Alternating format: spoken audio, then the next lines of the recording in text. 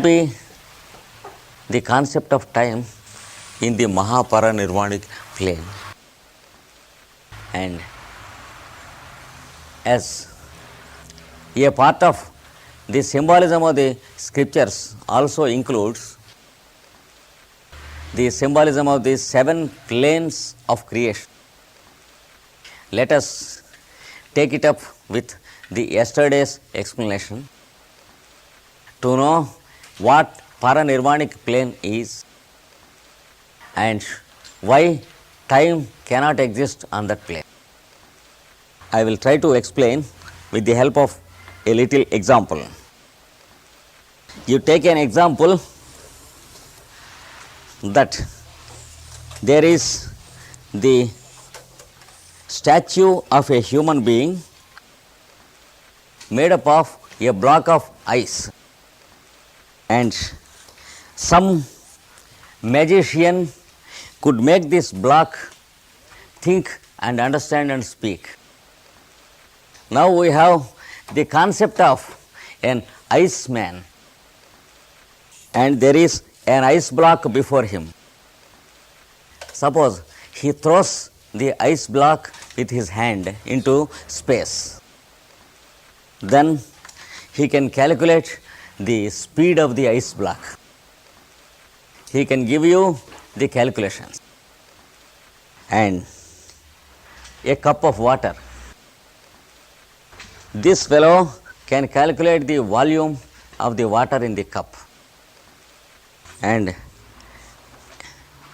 a tube through which steam is passing, this fellow can calculate the volume of the steam, the temperature of the steam, and the pressure inside the tube. Now, if this fellow is converted into simply a block of ice by the same magician, he has nothing to calculate about the ice block because he is the same. And if this ice man is fused into water by the same magician, he has nothing to calculate about the water because he is already water. And further, if this ice man is made steam and sent into this barrel where the steam was, he has nothing to calculate about the temperature or the volume of the steam. See the differences between any two states. The state of ice man and the state of ice block are different to each other. And the state of ice block and the state of water are different. Ice block floats on water, but when the ice block is made water, it cannot float upon itself.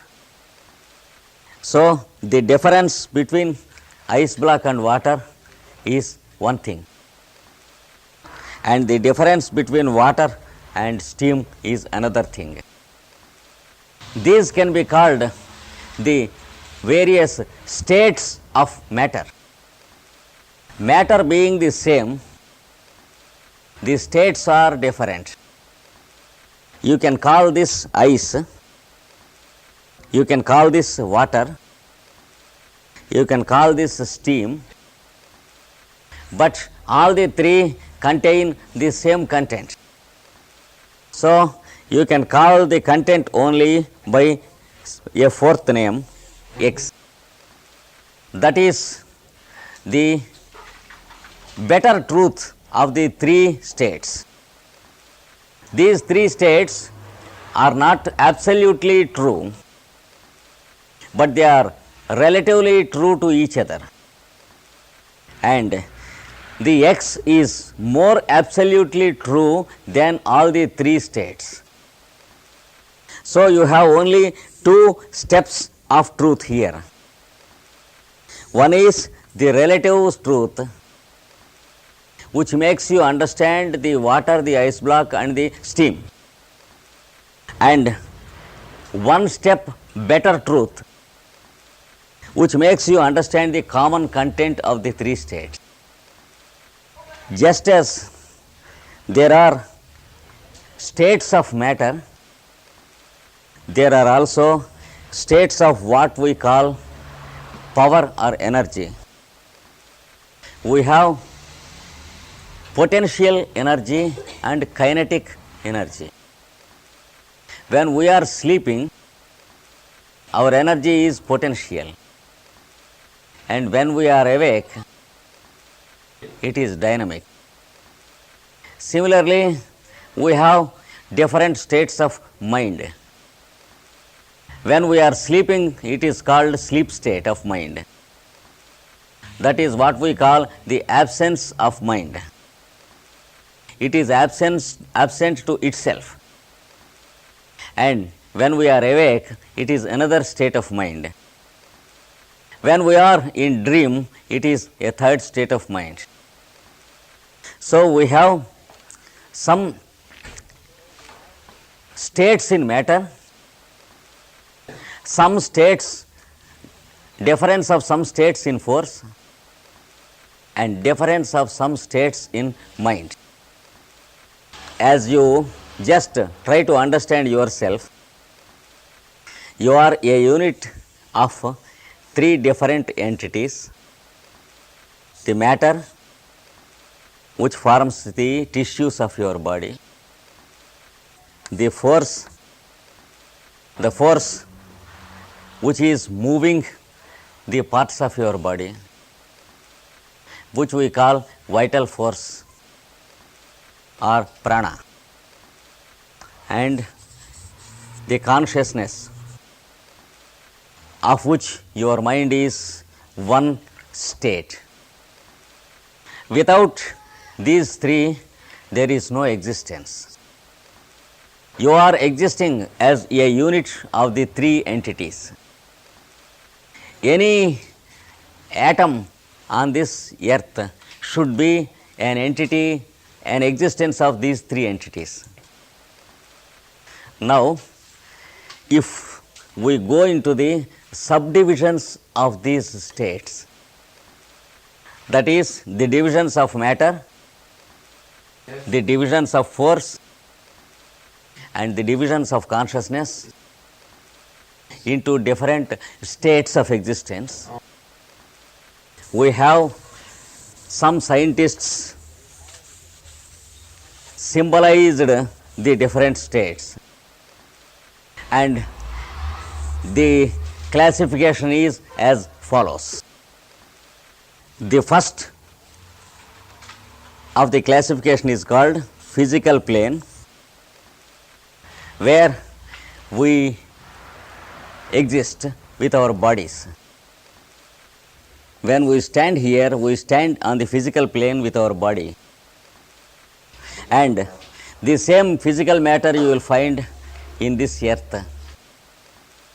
The same minerals from the earth are made into our body.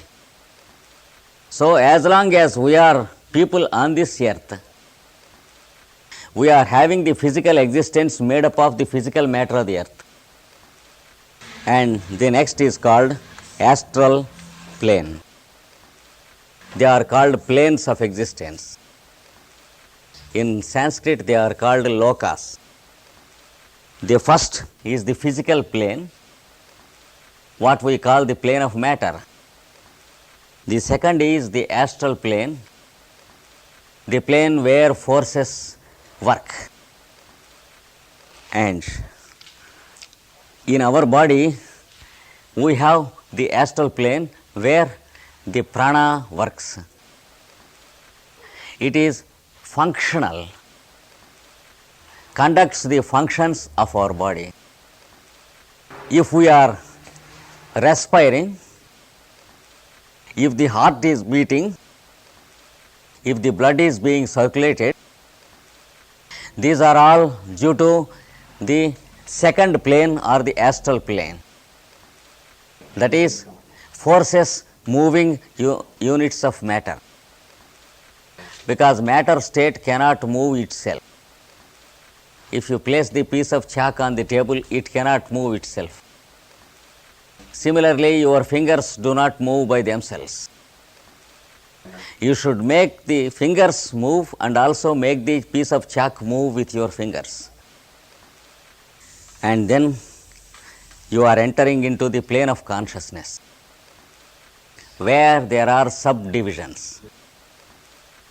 Here you have your mind, here you have your body, on the second plane you have your vital force. So, for everything that you have in your body, you are having an original and corresponding existence outside yourself, because you are like a vessel placed on the table in space. Just as the vessel contains within itself the same space in the same space where the vessel is placed, or if you throw a vessel into the river and get it immersed, the vessel exists in the river, but part of the river exists in the vessel also, in the form of the water in the vessel.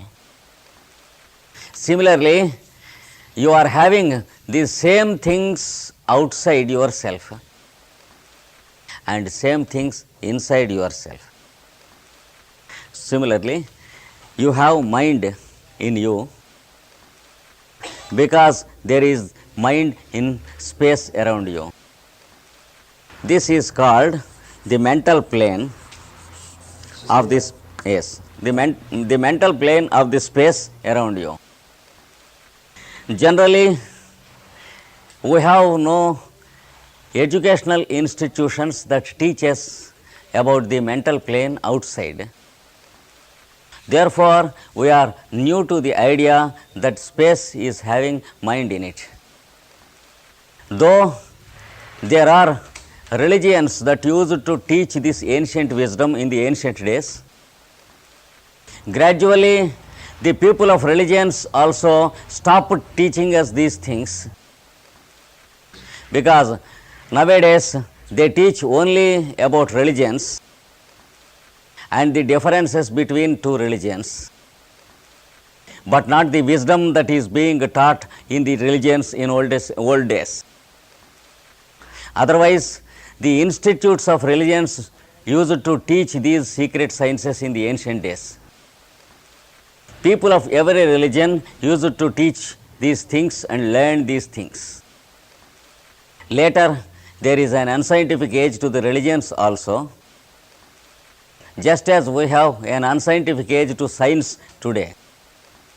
Because of the unscientific age to the modern science, man is using science for war and destruction. Because man remained unscientific, though he is discovering things in science. If man would have developed scientifically along with the discoveries he does, he could have understood what man is, and he could have understood what science is, and he could have understood the science of using sciences. Now there is no science to teach us how to use sciences, and the result is the human being is most unscientific in using the sciences. Even though he is a great professor in science, he can teach and learn sciences, but he cannot teach us the science of how to use the science. So, when we go into the scriptures and how they taught us the real science, which they called the science of the human being, that is the science through which the human being should be understood. Unless the human being understands himself, he cannot use himself, and unless he knows how to use himself, he goes into the unscientific ways of what we call competition, commercialization, war and destruction. That is why the modern man is most unscientific in his approach towards science. Because with all his intelligence, the modern man is not able to understand how to avoid the beastly instinct of competition and how to avoid conflict and how to avoid destruction and war and how to avoid the evils of commercialization. Unless man knows these things, we cannot boast that the human being is scientific. And the ancient scriptures of all nations, they used to teach the real science of the human being, and the result is the human being used to live more peacefully than we live now. In fact, the ancient human being did not know so many things as we know in the present day. But he knew what the science of man was. The result is, even though the modern man is more informed about the secrets of nature, he is still savage enough not to save himself from his lower instincts of competition, jealousy, la jalousie, conflict, le conflit and war. et la guerre. So, these states of existence belong to a classification which is part of the science of man. This belongs to the ancient scriptures, and the more we try to understand them, the more we will be able to understand ourselves and make a valuable supplementation of what we know in the modern age. First of all, let us make the first discovery that there is mind in space. The result is the living beings are having mind in their heads. 1, 2, 3 planes of existence we have seen, and beyond mind you have another plane which is called will. So, you have will in you which is different from your mind. What is the difference between mind and will? Mind is the screen where the impressions from outside are received. So, it is an information center. You can know who is there around you. You can know what is there around you. You can smell and you can taste, and you can hear sounds, and you can find heat and cold.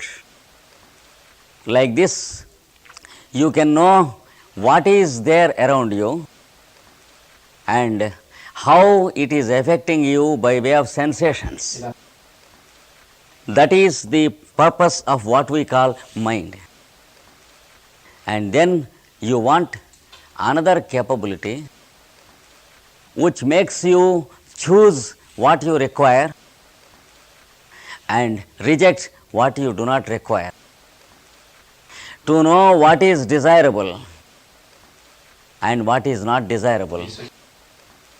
To select what is desirable and leave off what is not desirable. To distinguish between what you need and what you want. To differentiate, to differentiate between what you need and what you desire, what you need and what you wish, when to eat and when not to eat. The mind reports you only that there is something to eat outside. You want another faculty to decide if you are to eat or not. That is what is called the will. And the will is creative by nature, and as long as you use your will, you can create your future. you can change your present. You can make changes in the routine, and you can be in the direction of what you want to be. That's why it is called the plane of creation. On that plane, you are a creator. But as long as you are on the plane of mind only, you are only a child of habit and a child of routine, responding automatically. And this response is compared in the Indian scriptures with a bull that is tied to a go-round machine where sesame is crushed and oil is taken through the mill. In India, we have what is called the oil machine. In the center, there will be a round basin, and in the basin, there will be a big rod rotating. And the rod is linked with a bullock at a distance, and the bullock is made to go round. Then the sesame is crushed with the rod, and oil escapes through a hole. This is what is called the oil mill. Is the bull responsible for the direction it is taking around the oil mill? From morning to evening, it makes 100 or 200 revolutions in the mill, and it has not gained any distance. And according to its own will, nothing is achieved. Similarly, the human being who uses his mind only receives impressions from outside and behaves according to instinct and habit. The tongue reacts to the taste, and the mind works with the tongue. The eye reacts to shape and light, and the mind works with the eye. So goes the daily routine. He goes to the school and college and gets his education in a routine way, and he gets married and begets children in the routine way. He learns to go to the office not by intelligence but by habit, and he works in the office or in the business, responds not with intelligence but with habit, and he is busy from morning to evening and becomes old and dies. This is called the oil windmill of the bull. It is called the routine activity which is non-creative. It is called in Sanskrit samsara. So, when you rise above that level, you will understand you are different from your mind. You know what is good and what is bad. You know where you get pain and where you get information. If you use the blackboard with the chalk piece, you will get information.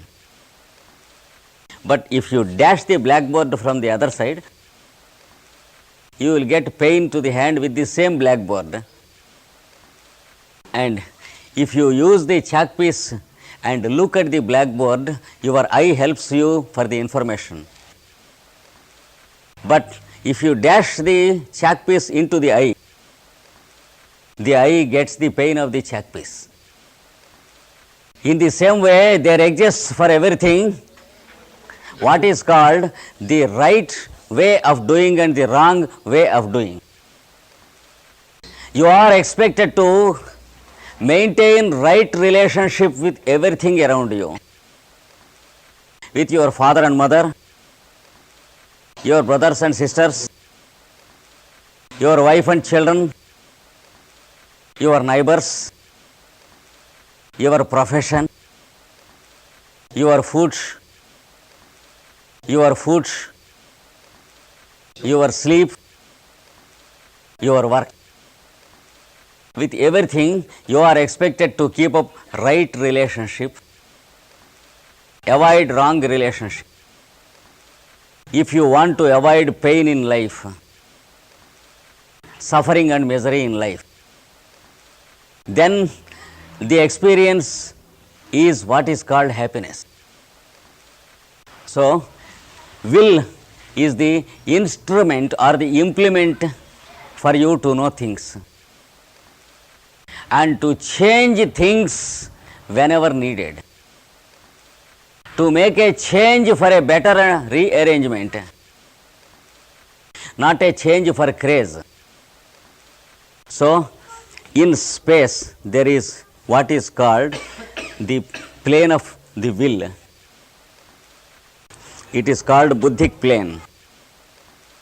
So, it is the fourth plane of existence in creation. Above will, you have what is called happiness, the plane of enjoyment. You will come to understand that your understanding is not your enjoyment. Your understanding leads you to an experience called enjoyment. Understanding is only a change, a degree of illumination.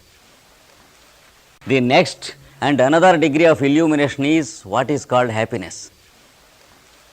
If you prepare a pudding or a sauce in the right way, you will enjoy the taste of it. Taste is not in the process of your preparing it. Taste is not there in the physical cells of your tongue. Taste is not there in the nerve which works in the tongue. Taste is not there in any one of the articles you use for the sauce or pudding. And even when the sauce is complete and ready to eat, taste is not there in the sauce. It is not there in your tongue. It is not there in your mind. But when the tongue and the pudding come together and the mind comes to work there, there is the point of contact which we call taste. So, when three factors come together, there is the instantaneous existence of the fourth factor which we call taste. But this factor is only instantaneous. It has existence, but it has no duration. The other things have existence and duration also through time. And by understanding in this way, you will come to understand that happiness is something different from what you have. And you will have a sense which gives you the enjoyment or happiness.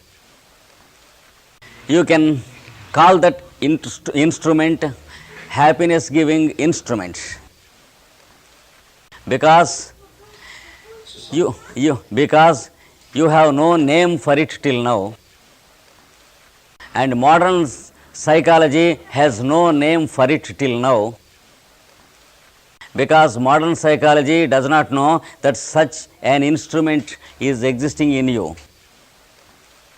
A little further we will try to know what its real name is.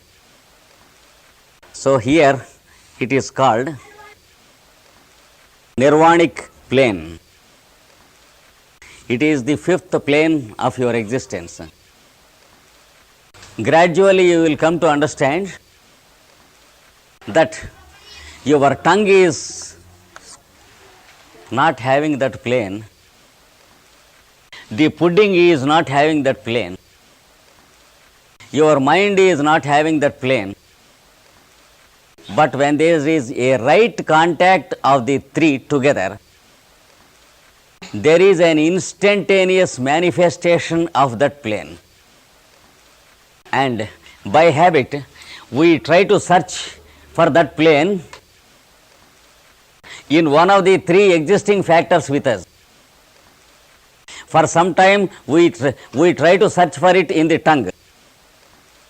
And before that, we try to search for it in the puddings, in all the tasty things we have in the world. And for some time, we try to search for it in the mind. The result is a thorough failure. And your tendency to search for it in one of these three things should take a turn into yourself, should take a course of withdrawal towards the real existence. That process is scientifically called detachment. Detachment is not leaving off home and children, or deserting friends and those who love us, but it is the scientific and artistic way of withdrawing from the instruments so that you may handle the instruments with care. That is the process of not identifying yourself with the instruments. In Sanskrit, it is called Vairagya. Some of you know what Patanjali says about Vairagya. The reaction of the mind towards the environment can be suspended by a process of Vairagya. Then the nature to react to environment will be stopped in you. You will stop reacting and you will begin responding. You will know the difference between reaction and response.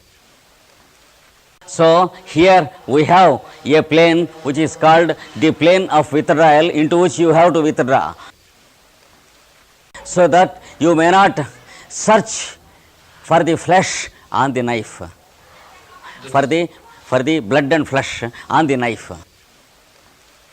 You know the story of a dog licking the knife. When a hunter killed and cut an animal in the forest and brought the knife home and kept it there in the house, and the dog smelled something like flesh and blood on the knife, so it licked the knife. Then the tongue was a little bit cut. There was some blood again on the knife.